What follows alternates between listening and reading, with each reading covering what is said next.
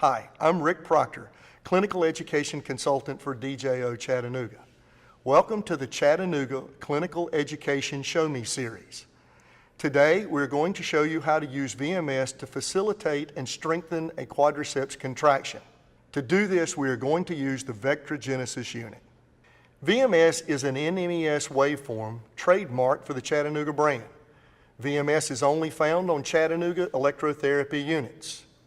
Research has shown VMS to elicit stronger muscle contractions and be a more comfortable NMES waveform for patients.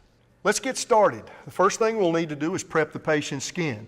We'll use a warm washcloth to remove any excess oil from the skin. Since the quadriceps is a large muscle, we'll want to use a larger electrode, and we're going to use the DuraStick 2x4 electrode. We will place one more proximally on the quadriceps muscle and one more distal to medial. We'll then plug the lead wires up to the electrodes.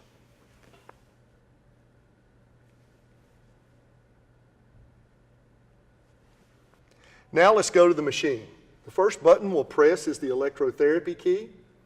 Then we'll press the VMS key, and we'll select the VMS waveform. We'll then press the edit key to display the parameters that are to be edited. We will edit the parameters again to get our most optimal muscle contraction. You will note that the first parameter to adjust is the channel mode.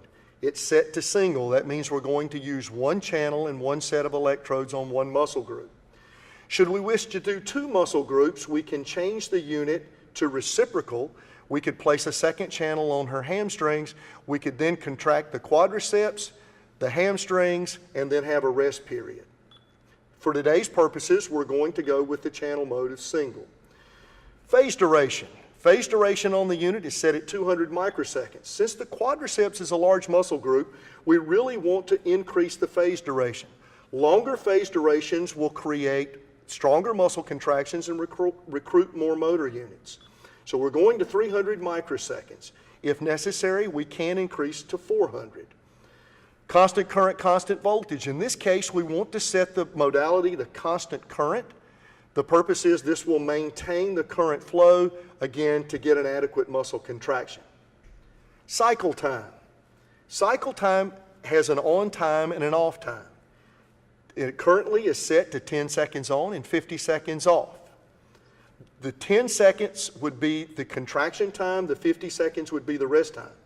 For our purposes today, we're going to start with 10 seconds on and 30 seconds off. As the patient gets stronger, we will shorten the cycle time or shorten the rest times so that the patient will be able to get more contractions in during the treatment. The frequency is set at 50 pulses per second. This is so we can recruit fast twitch muscle fiber. Should we wish to recruit slow twitch fiber, we would reduce the frequency to 35 pulses per second. Ramp time is set at 2 seconds. The ramp time is the time it takes the current to go from 0 to its peak.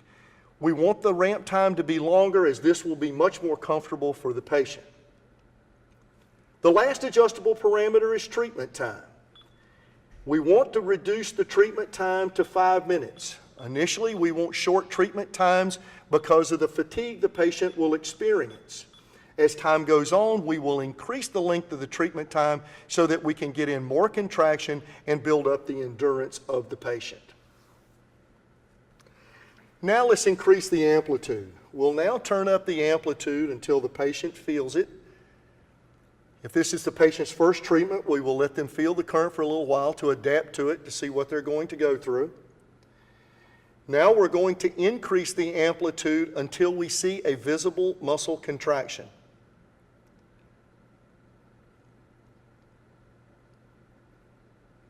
Once we get the muscle contraction that we desire, we will press the start key and the cycle will begin.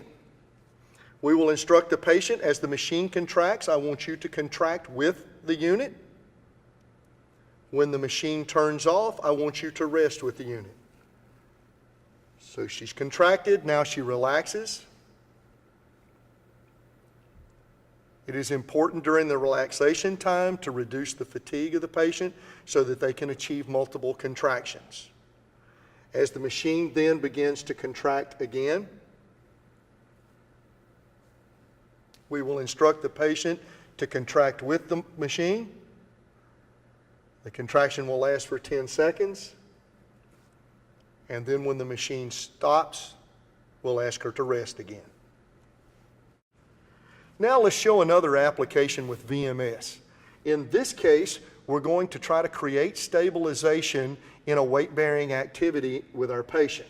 The first thing I'm going to do with the unit is change the channel mode to co-contract so that I can contract two muscle groups at the same time. If you'll notice, there is one channel that has been placed on the quadriceps. We have placed a second channel on the hamstrings. We're now going to take and contract both of those at the same time and ask our patient to shift her weight to the surgical leg when the muscles contract, creating the stabilization of the hip and the knee. The first thing we'll do now is we're going to increase the amplitude until we get a muscle contraction with the quadriceps. We'll turn it up until she feels it. Once she feels it, we'll then continue to get the muscle contraction. Once we get the muscle contraction there, we will now set the muscle contraction for the hamstrings. Once we get the muscle contraction with the hamstrings, we will now press the start key.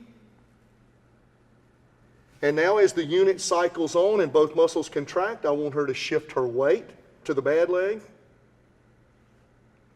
And when the unit turns off, we want her to shift her weight back to her non-surgical leg. When the unit turns on, she will shift again her weight to the surgical leg.